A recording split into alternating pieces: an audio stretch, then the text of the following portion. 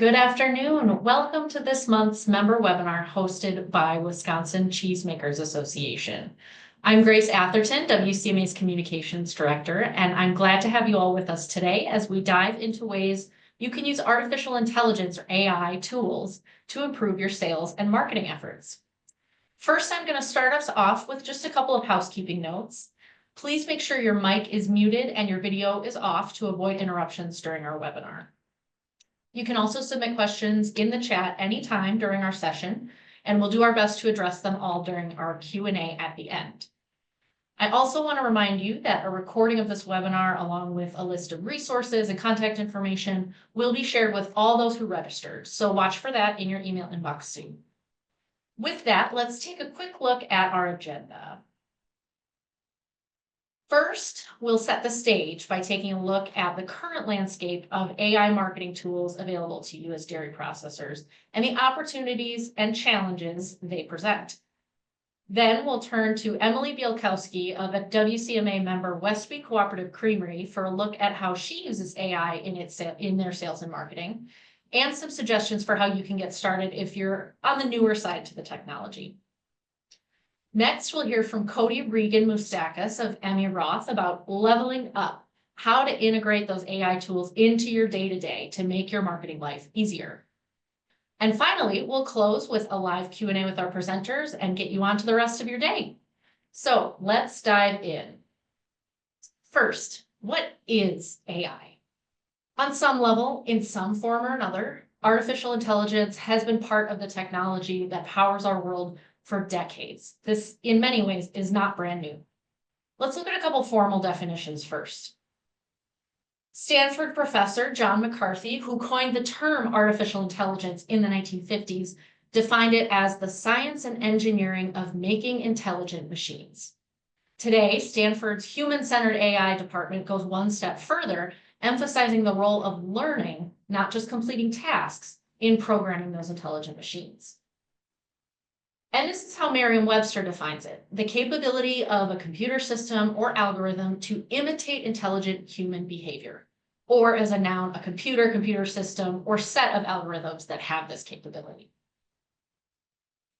For our purposes in today's session, we're going to consider artificial intelligence to mean this: the capability of computer systems or algorithms to complete tasks in a way that mimics and supplements intelligent human behavior and learning. Notice that our focus here isn't for AI to take over everything you're doing. It's to supplement. As we discuss ways to integrate AI into your dairy sales and marketing efforts today, we're going to be a bit cautious and a bit selfish. We'll be looking through the lens of how you, as a marketer or business leader, whatever your role may be, can leverage it to maximize your impact with customers and buyers. So all of that describes what AI is. Okay, what is it though? How does it look in everyday life, right? Not that long ago, for most people, the concept of AI sparked visuals of robots and space and a world where humans barely needed to lift a finger. We saw this in pop culture, from movies like WALL-E and iRobot in the 2000s, to the introduction of Watson, the AI Jeopardy contestant in the 2010s, and it quickly permeated our everyday lives as Apple, Amazon, Google, and other companies launched their voice-activated AI assistants, who shall remain nameless in case you have one near you right now. Today, AI is even more visible and accessible than ever. It's on our roads, it's in our phones. You can even get it in your fridge if that's what you want. So some of those futuristic visions from earlier days, like voice assistants and self-driving cars, did come true, sort of. And the evolution of this technology has only continued to surge. Through standalone tools like ChatGPT and DALL-E, you can write text, plan a trip, or even create art. Some, like this one, realistic. Some more for fun than anything else. And with other AI services like Zapier and integrations like those available in Canva or MailChimp, you can make stunning social media graphics, write a better email subject line to grab your customers' attention, automate existing tasks, and more, all saving you significant time and effort. So there's no denying it. This is a fantastic and exciting new frontier for promoting your business and products. And as marketers and business leaders, we're always looking for new and interesting ways to communicate our value and convince potential customers that we're the right choice for them. But careful optimism is key here. It's true, there are real opportunities and gains to be had in using AI in your sales and marketing efforts. And there are real and significant challenges and risks you need to be aware of. Later, we'll hear from 2 WCMA members about their experiences with both sides of that AI coin. But first, I'd like to offer you a broader look at some of the opportunities, benefits, challenges, and risks involved in using AI for your sales and marketing efforts, and some strategies you can use to mitigate them. First, let's talk about the upsides, including better targeting. AI can help you identify and prioritize higher value customers, so you're spending your time, your marketing budget, and your energy on the people who are most likely to actually buy your products. A great, simple example of this is segmenting an email list into groups. This could be based on how often recipients open your emails or click through your links, their purchase history with your company, and many other factors.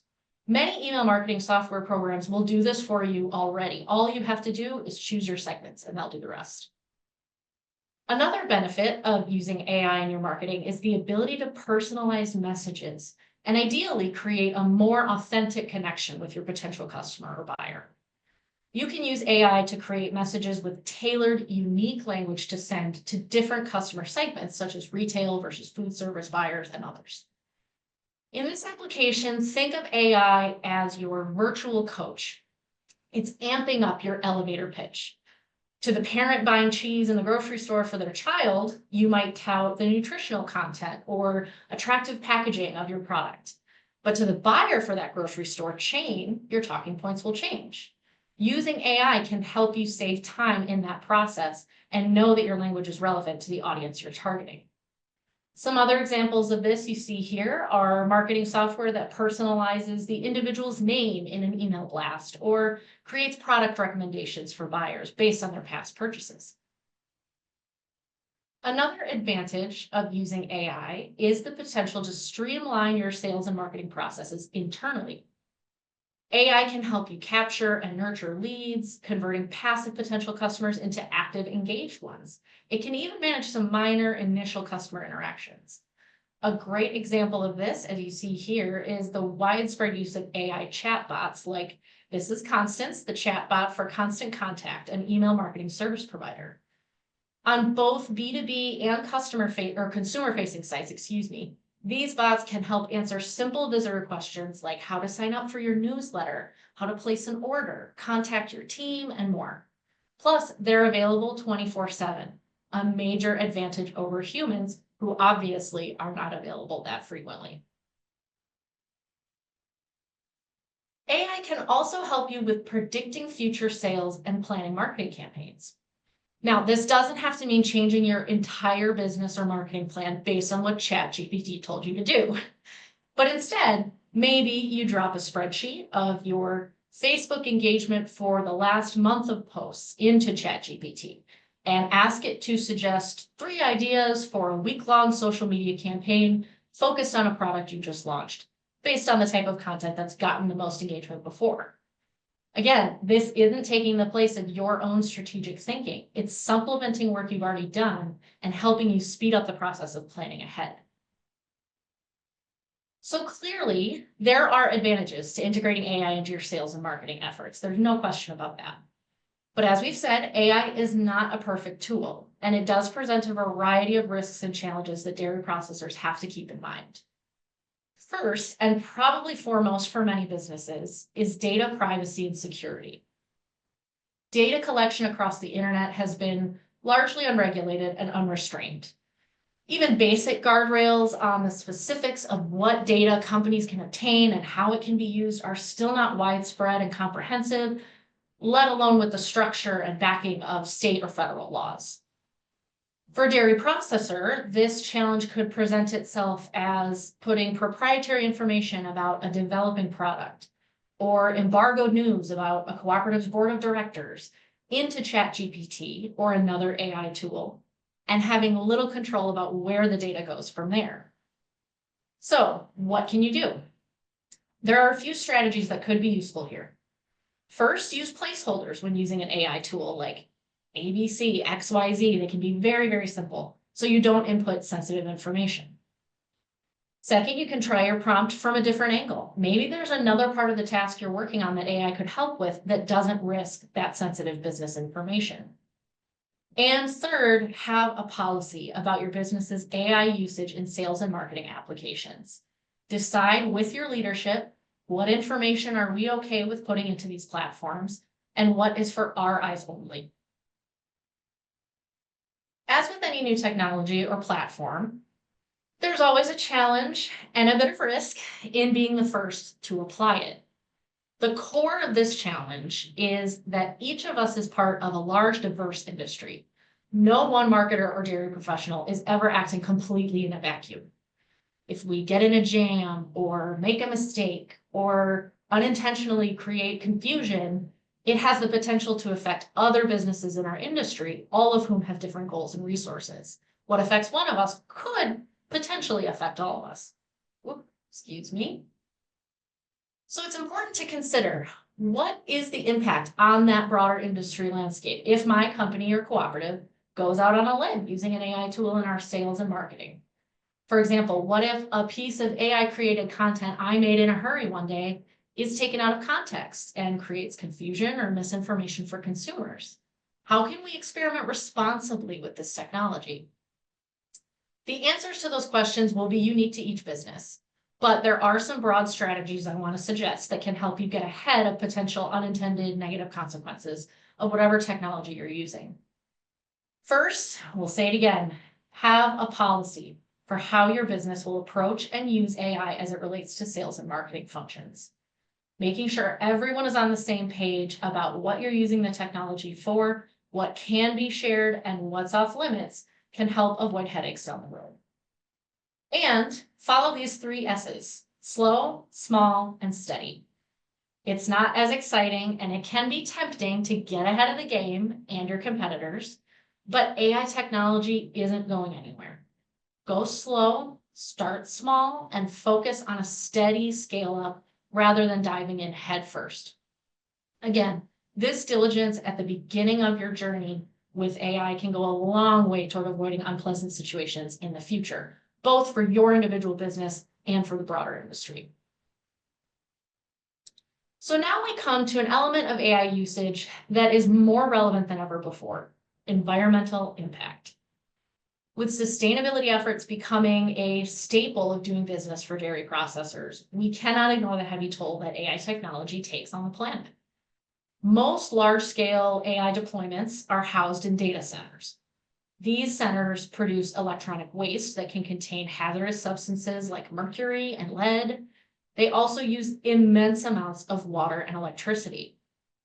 According to one estimate, globally, AI-related infrastructure may soon consume 6 times more water than the country of Denmark. That's a country of 6 million people. And the International Energy Agency reports that a single request made through ChatGPT consumes 10 times the electricity of a simple Google search. So that's a lot to sit with.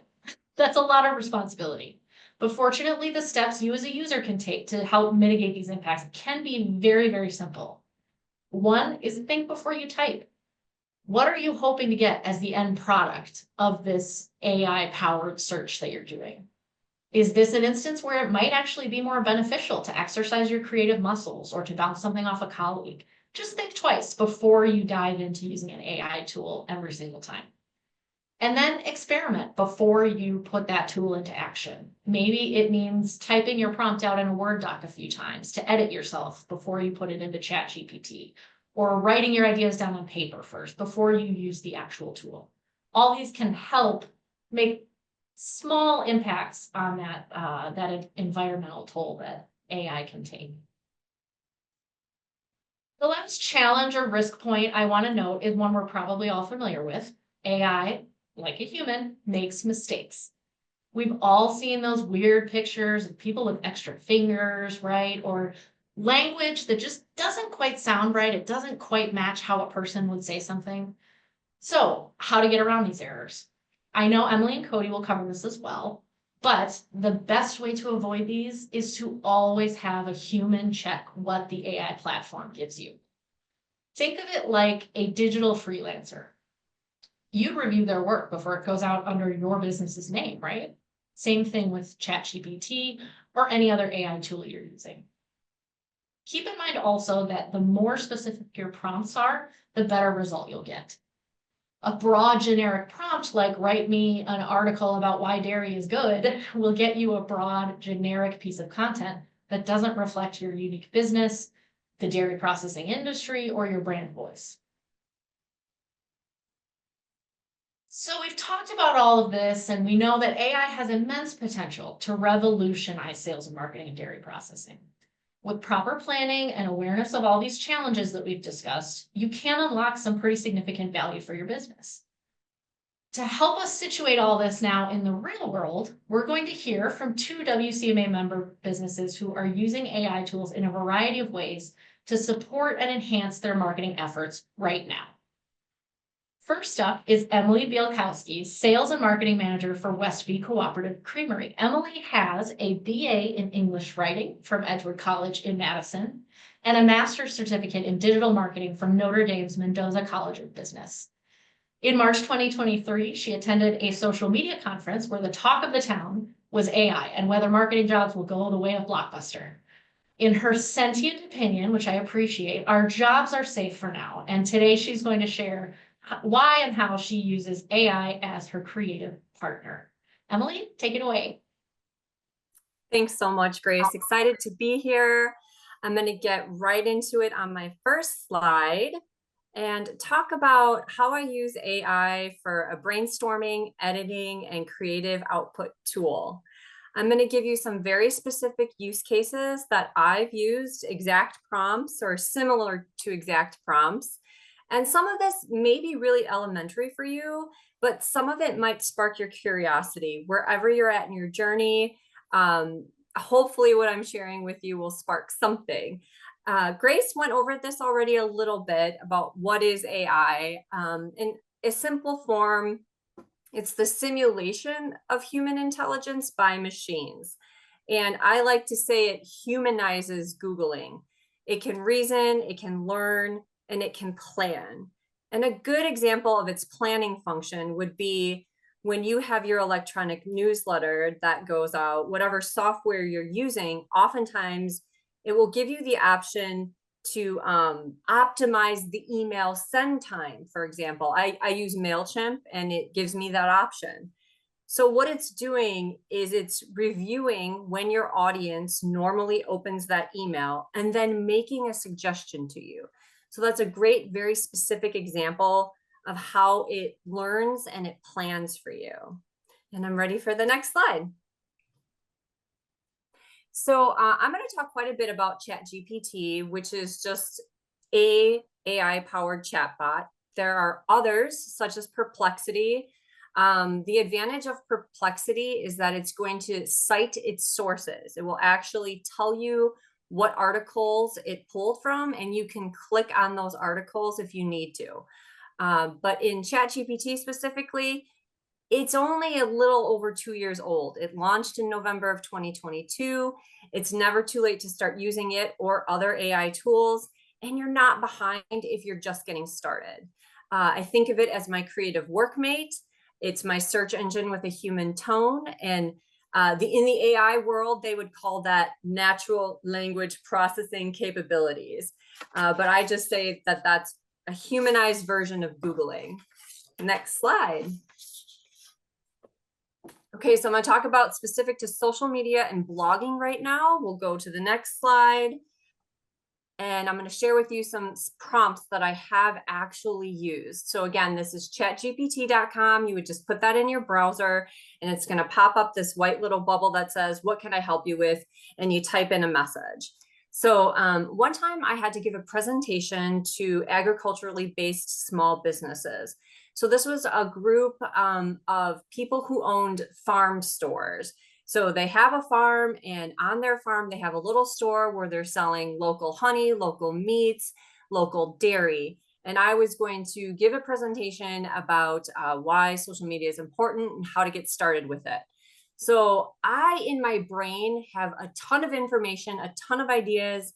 I could do this, but I wanted to make sure I didn't miss key points for somebody who was just getting started. So I said, craft a social media plan for a small agriculturally based business.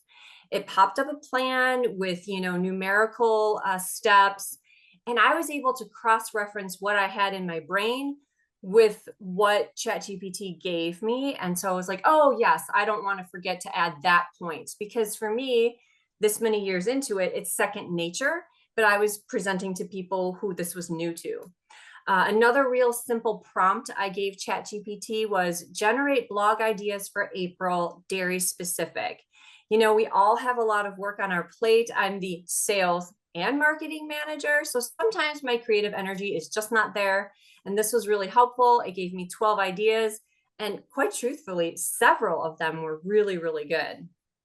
And then another time, I asked it to, in 100 words or less, tell me why it's important to keep an engaged audience on social media for a dairy cooperative.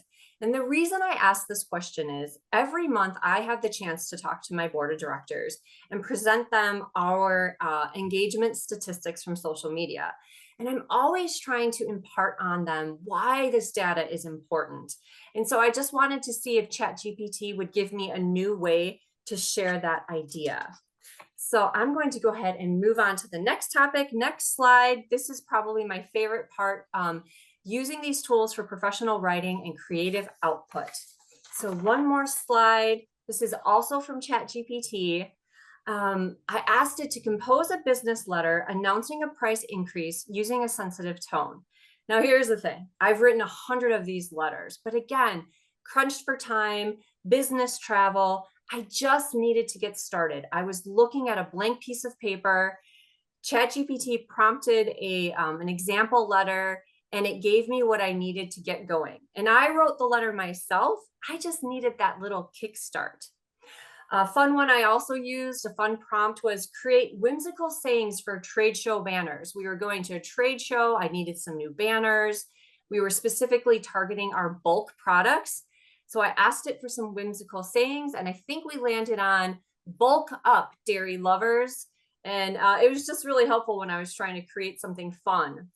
And then finally, this one I love sharing because it makes me feel bad about myself. So prior to getting into sales and marketing, I was a journalist for 15 years. So I'd like to think I have decent writing skills.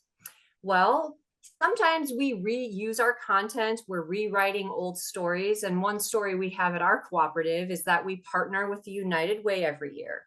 And this year, we surpassed the $50,000 mark. So obviously, we wanted to share that with our community, saying, we feel really proud of this work that we've done. And so I typed up the story, and it really just lacked a little bit of pizzazz, and I knew it. So I copy and pasted my story into ChatGPT, and I said, edit this to sound more enthusiastic. And frankly, that's when I felt bad about myself, because ChatGPT's version was a lot more enthusiastic than my original copy. So that's just another really good example, and you might have to swallow your pride a little bit. But having said all of this, I want to go to the next slide and just reiterate something that Grace shared with us. There are some potential problems. First of all, accuracy.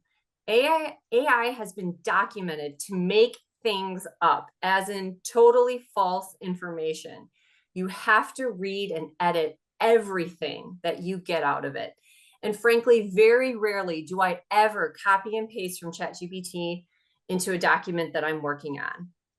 And then there are the privacy and data concerns. So avoid using your company's name and your customer names when you're prompting. Have I made this mistake? Yes. But Grace explained it really, really well. We just don't know where that data is going, and nobody needs to know about letters that we're sending to certain customers, for example. So just some things to watch out for there. And in conclusion, on my last slide, I would just share with you that AI is like an uber creative workmate who you really do enjoy collaborating with.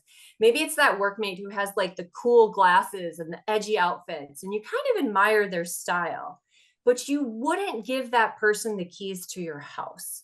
That's the way I look at it. And with That's a that, I great think we're going to perspective. pass it on to my colleague. That's great. That's a wonderful perspective, Emily. Thank you. I love that phrasing of it's someone you really love working with, you love collaborating with, but are you gonna give them the keys? Not yet. Not yet. They haven't proven themselves quite yet. Next up, our presenter joining us from Emmy Roth today is Cody Regan Moustakis. Cody is the social media manager for Emmy Roth, where she leads digital strategy for their portfolio of cheese brands. She's passionate about using social media as a personal tool to connect brands with consumers, and she combines creativity with data-driven insights to drive meaningful engagement. With 8 years of experience across various industries, she always prioritizes performance and continuously, refines her strategies based on analysis. So with that, Cody, I'll turn it over to you. Great. Thank you. So I'm also going to dive right in. What I wanted to talk through and focus on was the tools that I'm using the most often. And then I have a couple of key categories that I've broken down that I'm frequently using AI tools. The first two are really traditional AI tools. So ChatGPT and Copilot. We have talked so much about ChatGPT. It is popular for a reason. It's a very strong tool. I've been using it since the week that it came out. So I have been using ChatGPT for a long time and have been able to kind of follow that tool as it's become kind of the #1 generative AI tool that we go to. The other tool that I have incorporated really into my day-to-day is Copilot. This is a Microsoft tool. It is actually part of, it's integrated directly if you use Teams, Outlook, PowerPoint, Word, Excel. It is built within these tools, so you can actually use it as part of Microsoft's products. And I'll get into some examples, but I really use this tool as an admin tool. And then BrandWatch and Canva, I added here because both are not traditional AI tools, but I think it's important to remember that a lot of the platforms that we use already have incorporated AI into their platform. So you don't need to learn an entirely new tool. You don't need to learn how to communicate completely with AI to be able to have the benefits of AI. So BrandWatch is our social media scheduling and content community management tool. And then Canva is, I think a lot of us have probably used or heard of Canva, but is what we're typically using for like quick social graphics, marketing graphics, sales materials. And Canva has integrated a ton of new AI tools. So I think for people where you don't know where to start with AI, AI is all around us. For better or worse, but I think for better, and you don't need to learn a completely new tool. Start with what you already know and start using the AI capabilities. So one of the examples Emily shared was in MailChimp or Constant Contact. If you're sending out emails, it has best times to send emails. For Canva, you can edit images, so you don't need to be a pro in Photoshop. You can take out elements and add in elements.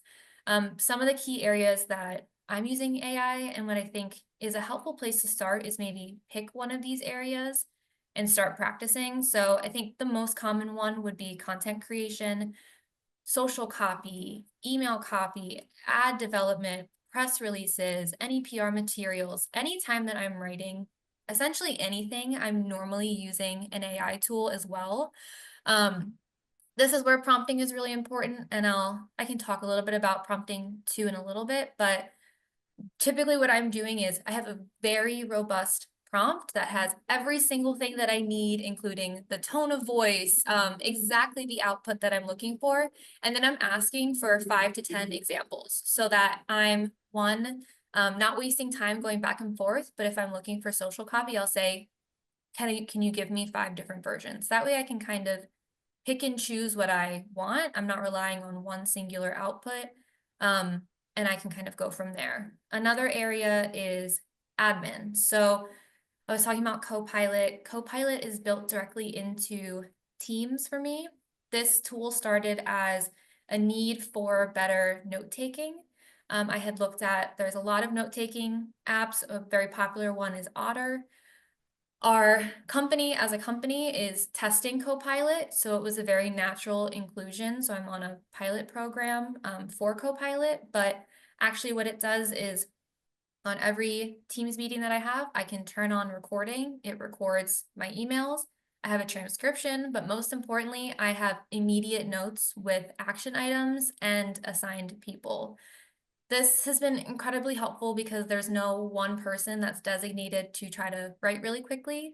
And then it eliminates the questioning of, did I say that? Did we agree on this? What time is this due? Who's taking the lead? It's all saved there and it's incorporated into a tool that I use every single day. So again, I'm thinking through how can I incorporate AI into what I'm already doing instead of stopping and trying to learn something new.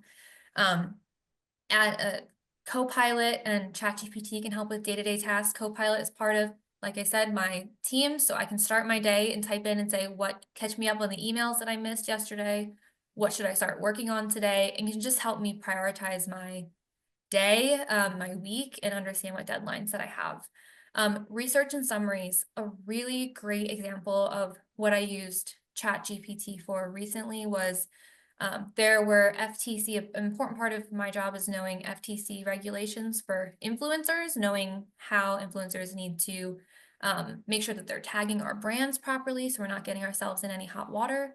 There were some updates to these regulations. I imported the PDF from the FTC into ChatGPT. I asked for a summary, the key important notes that I needed to remember, and immediately spit out, these were the updates, this is what you need to know. Again, did not replace me reading through myself, but it helps me know what I'm looking for. And then planning and deliverables. It's an amazing tool for brainstorming, analyzing trends, audience development. You know, I'm trying to communicate with millennial moms. How can I best reach them? What do I need to know? There's a holiday campaign coming up. What are the best ways that I can market this during the holiday time? It's an amazing place to start for just idea development. And then deliverables. Emily or Grace, I think, had talked about a little bit on reporting and uploading engagement rates. What I did actually this year for the first time was for my end of year marketing, I uploaded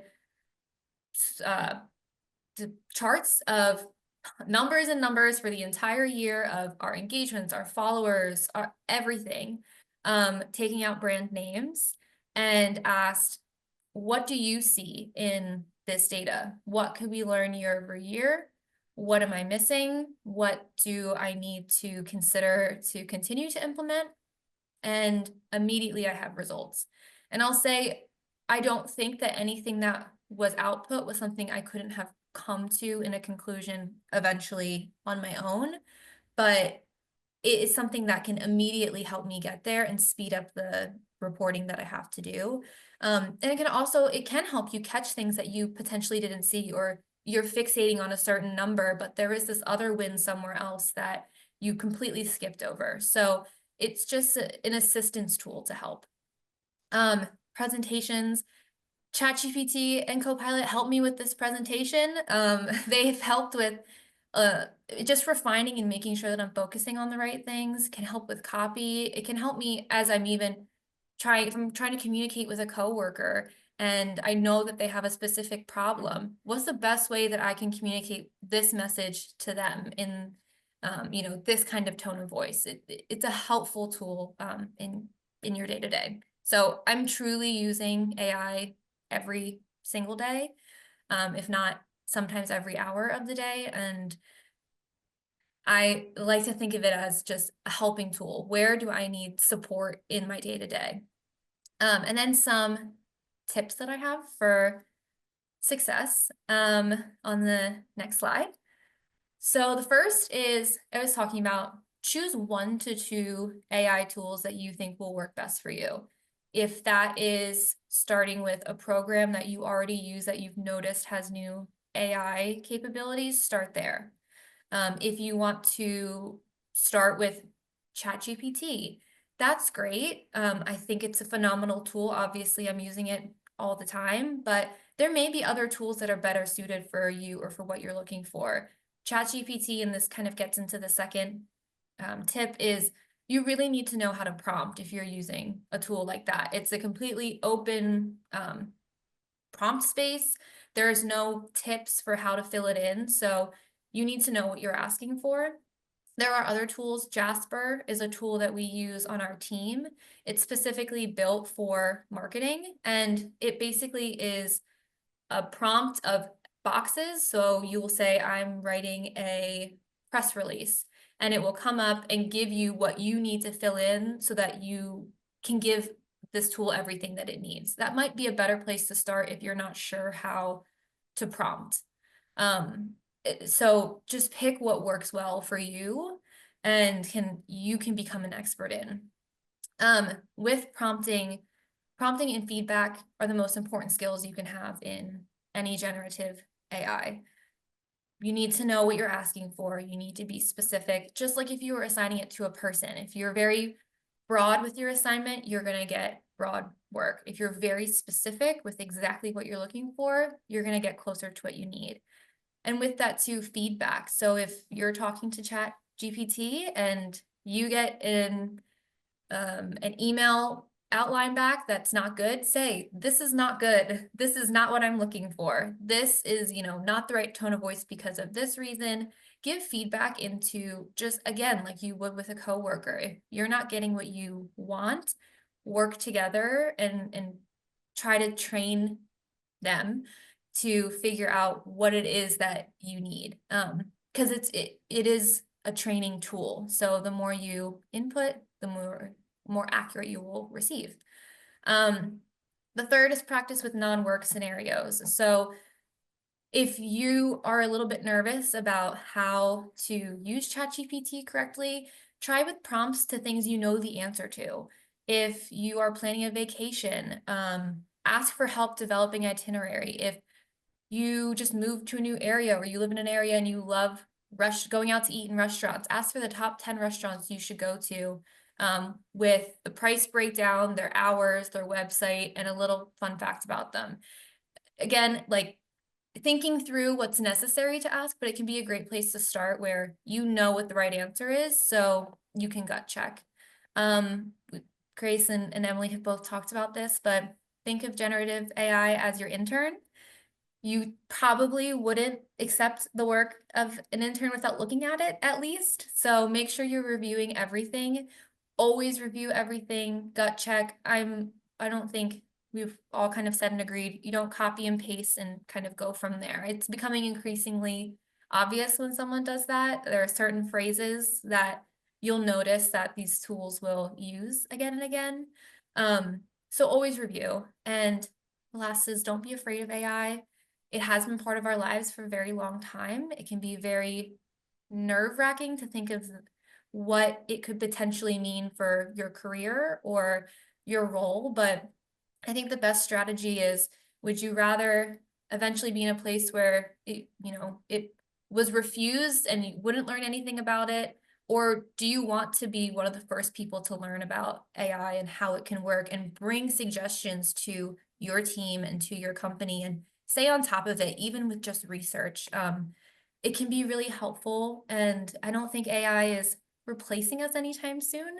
But it is a tool, and just like when computers came around and were invented, it was scary and it seemed like it would replace the need for humans, but it has helped. And so this is that next step of let's learn about it and see how it can work for us.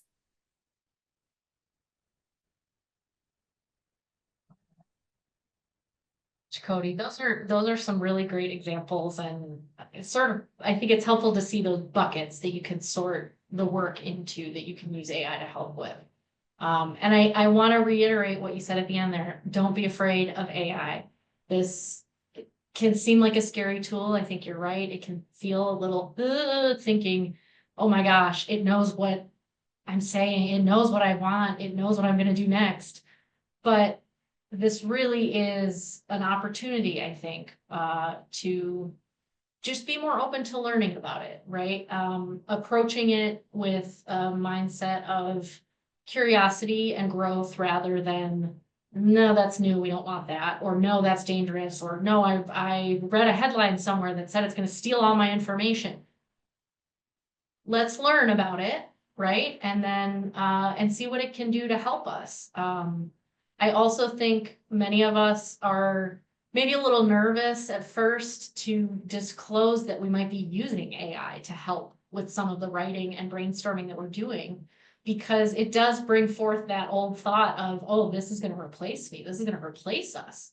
But I think you're right on that it's a tool to help augment and supplement and speed up what we're already doing. And really, you, the human marketers, the human business leaders, are still at the core of that. It's just to help out. Next up, we are going to go to our questions and answers. So we do have a few pre-submitted questions for our speakers that we're going to throw out there and discuss a little bit. And then I want to remind everyone that our chat is open as well. So if you have a question now, feel free to drop it in the chat, and we will do our best to get to all of them before we wrap up today. I also want to give a quick note that that we'll cover in a bit, but this webinar, as you know, focused on AI in sales and marketing efforts for dairy processors. We will have a webinar next month that's more focused on the production and processing side of things and the role of AI in that side. So if your questions are specifically related to how does AI get involved in dairy processing and production in the plant, so to speak, put those on hold, write them down, and bring them back to our February webinar, because that's when we'll address those. All right, moving into our Q&A. This is a good question. I use AI a lot, but what are some successful case studies of AI implementation in public relations? I think we got some great case studies from both Emily and Cody of spots where they have used AI themselves to help with things like drafting a press release or something like that. But Emily, Cody, are there any other case studies you know of or want to share that can kind of demonstrate that this can be a successful effort, either for your own business or just one you've heard of?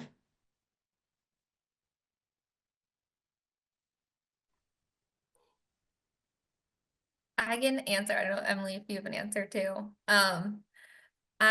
So obviously I think a place to start is drafting materials. So any kind of press release, media advisory, things like that, is a natural start. But another big area would be in research. So an example that our team had was using ChatGPT or Jasper to help identify restaurants where our cheese was on the menu. And that just kind of helped us understand where our products were and start to develop media lists around those restaurants and mention them. So that is kind of, it takes, again, the time off of you to go one by one to every single restaurant and figure out where you are. But it can really help in that way. Drafting media lists in general could be a good place to start with AI. And then trend development or just trend research. So what are trends in your specific area? What are things to keep in mind? How, if any kind of, I don't know, process is changing or the industry itself is changing, AI can help you start to understand trends in who you're trying to reach within your industry as well. So it can be a really great research tool. Yeah, absolutely. Those are great examples. The only thing I would add to that is sometimes, and people may disagree with me, but public relations can be the feel good, exciting things, and it can be we have some bad news. And if you're communicating that to the general public, I would use something like ChatGPT or Perplexity to edit any copy that I've written at looking for jargon that, like, we use jargon every day in the dairy industry that maybe the general public is not familiar with. So I would just kind of use it as a tool to check any information you're going to relay for something that might be unfamiliar to the generalized public. That would be my only thought there. Those are great examples, great case studies. Thank you. Our next question is, I would say more technical. What's the best tool to reach our target audience at the plant level? We want to stay as close to our customers as possible on relevant topics related to plant upgrades and expansion. Do either of you have thoughts on this one? What sort of tool might you suggest for staying connected with customers on the topics that they care about the most?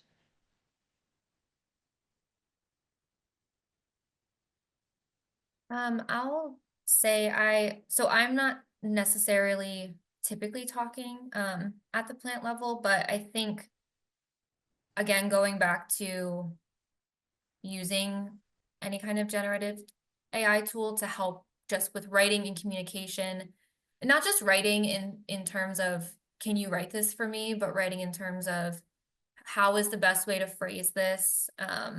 How can I strategies for what's the best way to communicate? We use AI a lot for internal communications and things that go on our intranet. So just helping take the pressure off of our team to come up with topics and figure out the best way to communicate. It can also be really helpful in terms of developing schedules. So we use AI to help us with an email marketing schedule. So we know these are the certain topics we want to hit in the dates, but how can we fill in the rest?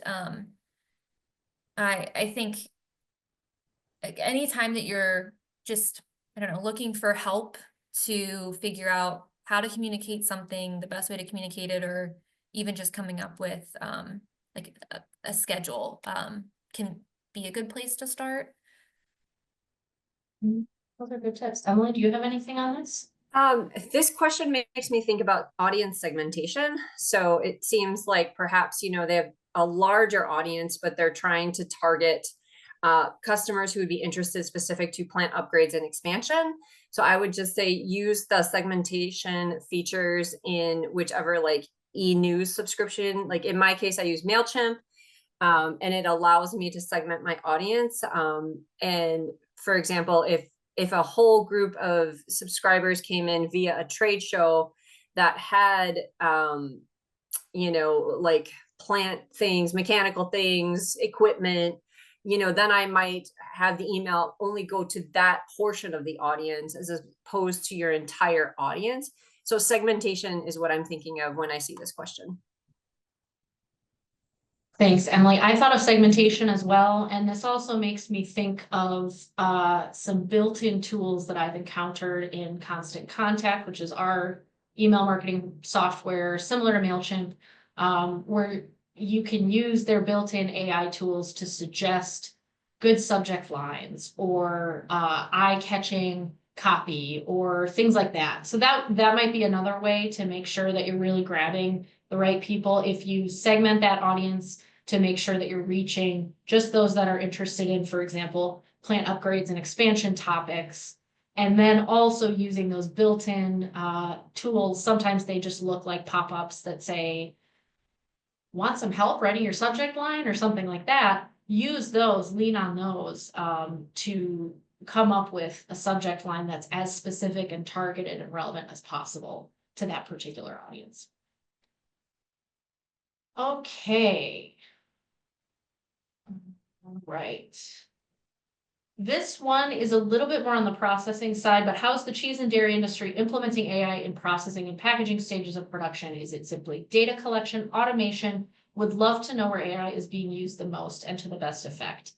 I'm going to use this one as a chance to give a shameless plug once again for our next free WCMA webinar.